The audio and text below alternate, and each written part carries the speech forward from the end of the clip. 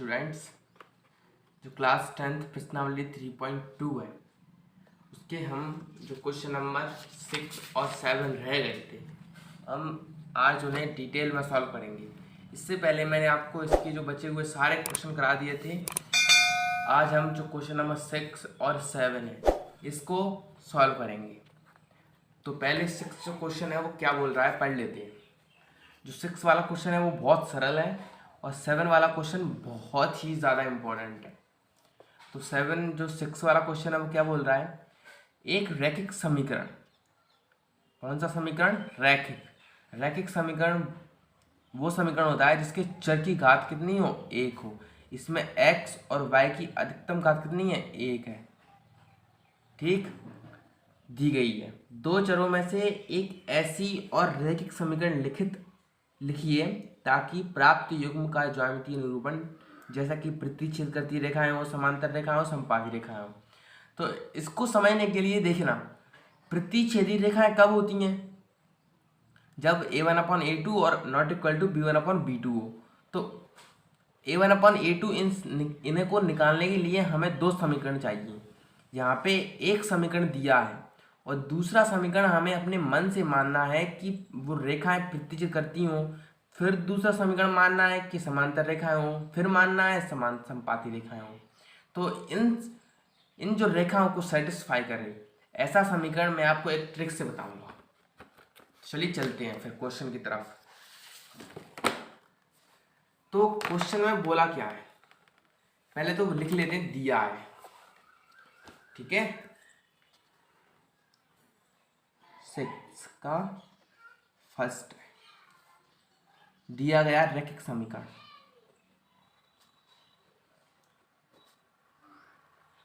जो समीकरण दिया है उसे हम पहले लिख लेते हैं। क्या समीकरण दिया है, 2x + 3y - 8 = 0। इसको हम समीकरण नंबर 1 मान लेते हैं। अब जब प्रतिच्छेद करती हुई रेखाएं हमें निकालनी है तो इसके लिए हमें एक और समीकरण तो मानना पड़ेगा। और प्रतिच्छेद रेखाएं कब होती हैं, जब a1/a2 बराबर नहीं होता है b1/b2 के, तब रेखाएं कैसी होती हैं, प्रतिच्छेद होती हैं, प्रतिच्छेदित होती हैं ना। और इसमें a1 के लिए तो पहला समीकरण दिया है, लेकिन a2 और b2 के लिए हमें दूसरा समीकरण अपने मन से मानना पड़ेगा। ऐसे मानना पड़ेगा कि ये दोनों नॉट इक्वल टू आ जाए। तो ऐसा करने के लिए हम क्या करेंगे कि इसके नीचे कुछ ऐसा मानो कि इसके बराबर ना आए। तो मानने से तो अच्छा है कि हम इसको चेंज कर दें। ऐसे ये 3 को इधर ले आते हैं और ये 2 को इधर ले आते हैं। देखो 3 को मैं कैसे लाऊंगा, 2 की जगह पर, तो क्या हो जाएगा 3x प्लस 2 को मैं इधर ले जाऊंगा तो 2y माइनस का 8 वैसा का वैसा रख दो बराबर 0। ये हमारा बन जाएगा समीकरण नंबर 2। अब इन दोनों समीकरण, ये वाला क्या होगा, हमारा आंसर हो गया। क्या हो गया, आंसर। अब इन दोनों से हमें निकालना होगा। देखिए a1 के लिए हम समीकरण 1 से x का गुणांक देखते हैं, कितना है, 2 है। तो a1 बराबर 2, फिर a2 बराबर कितना है, a2 नहीं b2 बराबर कितना है 3 है। फिर a2 बराबर कितना है 3 है, या तो b1 होगा, b2 बराबर कितना है 2 है। जब हम इनसे लिखेंगे 2/3 और 3/2, क्या ये दोनों बराबर हैं, नहीं है। तो रेखाएं कैसी होंगी, प्रतिच्छेदी होंगी। कैसी होंगी, प्रतिच्छेदित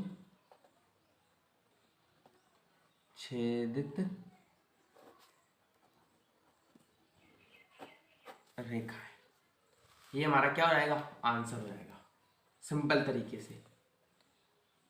अब करते हैं हम इसके वाला दूसरा। उसके दूसरे वाले में हमें क्या पूछा था कि जो समांतर रेखा होना चाहिए, कैसी रेखा होना चाहिए, समांतर।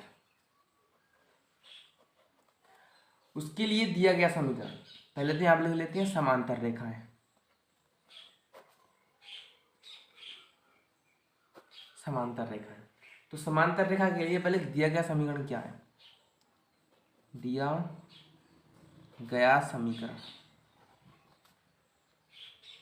2x प्लस 3y माइनस के 8 बराबर 0, ये हमें समीकरण दिया है। तो समांतर रेखाएं कब होती हैं? जब a1/a2 बराबर होता है b1/b2 बराबर नहीं होता है c1/c2 के। तब रेखाएं कैसी होती हैं? कैसी होती हैं रेखाएं? समांतर होती हैं। अब समांतर रेखा के लिए हमें एक और समीकरण चाहिए, एक समीकरण हमें दिया है, एक और समीकरण चाहिए। तो ट्रिक क्या है? ट्रिक ये है कि इस x के गुणांक में और y के गुणांक में कोई भी एक नंबर से मल्टीप्लाई कर दो। तो मैं इसमें 2 से करता हूँ, देखना 2 का 2 में करूँगा तो 2 दूनी 4x, फिर 3 में करूँगा 2 का तो प्लस 3 दूनी 6x। सिर्फ इन दोनों में करना है, इसमें और इसमें। माइनस के 8 को वैसा का वैसा छोड़ो, बराबर 0। ये बन गया हमारा समीकरण नंबर 2, और यही वाला हमारा क्या हो जाएगा? आंसर हो जाएगा। अगर आप चेक करना चाहते हो तो कैसे करेंगे कि a1 का तो इतना है 2/4, फिर 3/6, फिर माइनस के 8 माइनस के 8, ऐसे ही होगा। फिर क्या करेंगे? जिस माइनस की 8 की जगह हम बराबर बराबर आ रहा है, इसलिए हम मन से कुछ भी मान सकते हैं। ये यहाँ पर 8 है तो 8 के गुणक नहीं मान सकते, जैसे कि 4 या 16 भी नहीं मान सकते। यहाँ पे हम अपने मन से, मान लीजिए मैं यहाँ पे मन से 5 मान लेता हूँ, ठीक है। तो यहाँ पे आएगा 5 माइनस का, ये बराबर नहीं होना चाहिए, ऐसा कुछ करना है हमें। 2 एक कम 2, 2 दूनी 4, 3 एकम 3, 3 दूनी 4, बराबर नहीं है 8/5 के। इस सिचुएशन को ये सेटिस्फाई कर रहा है कि नहीं कर रहा? कर रहा है ना। तो रेखाएं कैसी होंगी? समांतर। ये हमारा क्या हो जाएगा? आंसर हो जाएगा। ठीक, अब करते हैं हम नेक्स्ट में क्या पूछा था? समपाती रेखाएं होनी चाहिए। कैसी रेखाएं होनी चाहिए? समपाती। समपाती रेखा के लिए सिचुएशन क्या होती है? याद करो, क्या सिचुएशन होती है? पहले मैंने सब कुछ करा रखा है, अगर आपने देखा होगा तो आपको आसानी हुई करने में, अगर नहीं देखा होगा तो प्रॉब्लम हो सकती है। समपाती रेखा के लिए जो पहले तो दिया गया समीकरण लिख लेते हैं। दिया गया समीकरण, दिया गया समीकरण क्या है? 2x प्लस 3y माइनस के 8 बराबर 0, ये समीकरण हमें दिया है। अब समपाती रेखाओं के लिए क्या होता है? a1/a2 बराबर होता है b1/b2 बराबर होता है c1/c2, तीनों बराबर होना चाहिए, जब भी वो समीकरण क्या होगा? समपाती होगा। क्या होगा? समपाती होगा। तो ऐसा करने के लिए x के गुणांक में, y के गुणांक में और अचर पद में, तीनों में हमें क्या करना पड़ता है? एक नंबर से मल्टीप्लाई करना पड़ता है, यानी कि गुणा करना पड़ता है। तो मैं गुणा करता हूँ 3 से। किस में करता हूँ? 2x में प्लस 3y में माइनस के 8, 3 दूनी 6x प्लस 3 त्रिके 9y माइनस 3 8 24 बराबर 0। ये हमारा समीकरण नंबर 1 था, ये हमारा समीकरण नंबर 2 आ गया। तो यही हमारा क्या हो जाएगा? आंसर। अब ये नहीं है कि इसके सिर्फ यही आंसर होंगे, इसके अनेक आंसर हो सकते हैं। आपकी जिंदगी खत्म हो जाएगी लेकिन इसके आंसर खत्म नहीं होंगे। लाखों अरबों इसके क्या हो सकते हैं? आंसर हो सकते हैं। और ये भी नहीं हो सकता कि अगर आपका आंसर ये है तो दूसरे का आंसर कुछ और भी हो, तो कुछ और भी आंसर हो सकता है। तो चेक करने के लिए 2/6, 3/9 और माइनस के 8/-24, 2 से काटो, 2 एकम 2, 2 3 6, 3 से 3 एकम 3, 3 त्रिके 9, माइनस से माइनस कट जाएगा, 8 एकम 8, 8 3 24। तो देखिए तीनों बराबर आ गई। जब तीनों बराबर आ जाती हैं तो रेखा कैसी होती हैं? कैसी होती हैं रेखाएं? समपाती होती हैं। तो इस वाले क्वेश्चन को हमने अच्छे ढंग से तरीके से कर लिया है। अब हम इसके जो लास्ट वाला क्वेश्चन है 7, 7 उसको करेंगे। और ये वाला क्वेश्चन बहुत इम्पोर्टेंट है, वेरी वेरी इम्पोर्टेंट। देखिए समीकरणों x माइनस वाई प्लस 1 बराबर 0 दिया है और समीकरण 3x प्लस 2y माइनस 12 बराबर 0 का ग्राफ खींचिए। अब ये दोनों जो समीकरण है वो क्या है, रैखिक है। क्या है, रैखिक। जब भी रैखिक समीकरण होता है तो वो किसको प्रदर्शित करता है, वो करता है एक रेखा, एक लाइन की इक्वेशन को। मान लीजिए रैखिक समीकरण है तो वो एक दो बिंदु निकालने पड़ते हैं रैखिक समीकरण से, वो और एक रेखा को प्रदर्शित करते हैं। किसको प्रदर्शित करते हैं, रेखा को। एक्स अक्ष और इन रेखाओं से बने त्रिभुज के शीर्षों के निर्देशांक ज्ञात कीजिए। हमें निर्देशांक ज्ञात करना है और त्रिभुजाकार पटल को छायांकित कीजिए। मतलब जो दो दो पॉइंट्स हमें इन दोनों समीकरण के निकाल कर जब ग्राफ पेपर पर हम दर्शाएंगे तो उन दोनों रेखाओं से घिरा हुआ त्रिभुजाकार क्षेत्र है उसको हमें क्या करना है, छायांकित करना है। चलिए करते हैं। बहुत ही सरल क्वेश्चन है, देखते हैं कैसे करते हैं। 7वां क्वेश्चन है। 7वें क्वेश्चन के लिए दिया गया समीकरण है, दिया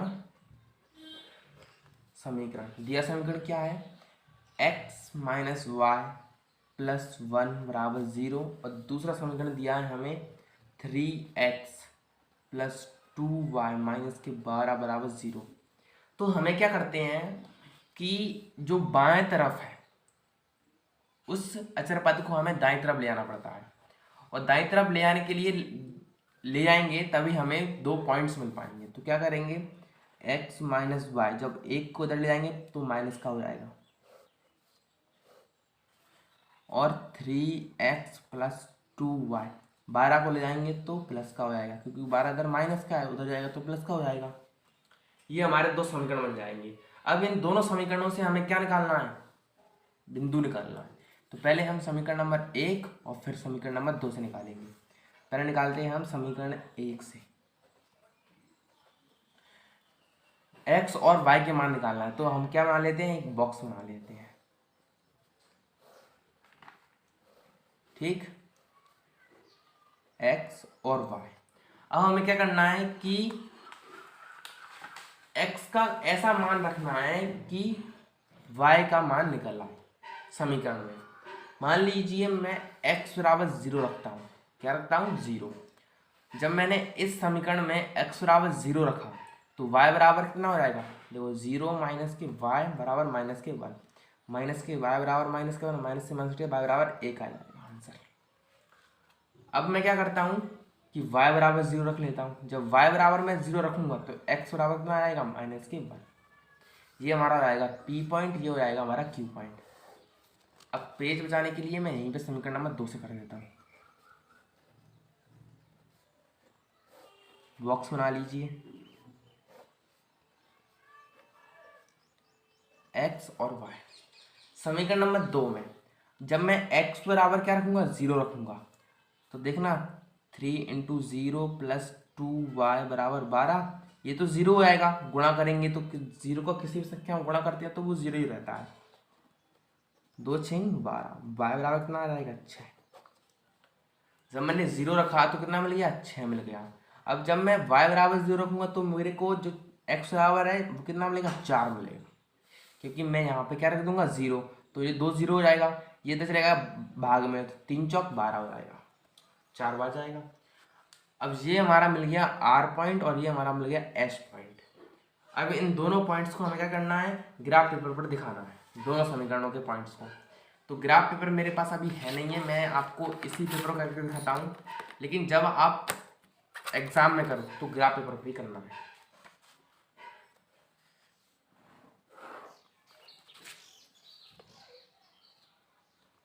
इस तरीके से ग्राफ बनता है। ग्राफ में क्या होता है, ये है वो x अक्ष, माइनस की तरफ x डैश, ऊपर y, माइनस की तरफ y डैश, ये होता है ओरिजिन यानी कि 0। अब हम क्या करेंगे कि पहला जो पॉइंट दिया है हमें, क्या दिया है, 0, 1। तो 0 का है वो क्या है, पहले तो मैं इसमें डिफरेंस बना लेता हूँ एक एक की। 1 2 3 4 5 6, 1 2 3 4 5 6, 1 2 3 4 5, माइनस इस तरफ माइनस के होंगे, -1 -2 -3 -4 -5। अब पहला पॉइंट क्या था, 0 तो x का है, यहीं पे रहेगा, y का 1 है, तो ये यहाँ पे आ जाएगा, p पॉइंट हो जाएगा 0,1। उसके बाद जो q पॉइंट है वो क्या है, -1x का है, तो -1x का कहाँ पे होगा, यहाँ पे, और 0 वहीं रहेगा, तो ये हो जाएगा हमारा q पॉइंट। क्या हो जाएगा, -1 और 0। अब इन दोनों पॉइंट्स को मिलाती हुई हमें एक लाइन खींचनी है।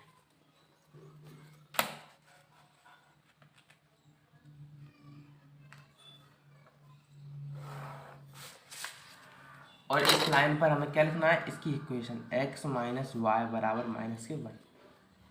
अब इसी तरीके से हमें समीकरण नंबर 2 में से जो पॉइंट्स थे 0,6 और 4,0, तो इनको भी इस ग्राफ पेपर पर दिखाना है। तो पहला क्या था, 0x का है और y के 6 हैं, 1 2 3 4 5 6, तो 6 यहाँ पे आ जाएगा, तो 0,6 ये पॉइंट हो जाएगा r।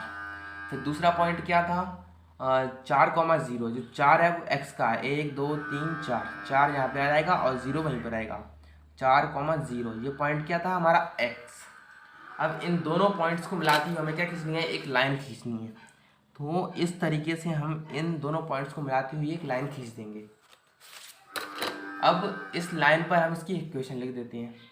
क्या है इक्वेशन, 3x + 2y बराबर 12। अब आप ध्यान से देखिए कि यहाँ पर ये प्रतिचित कर रही हैं, तो ये क्या है, इसका ये हल है।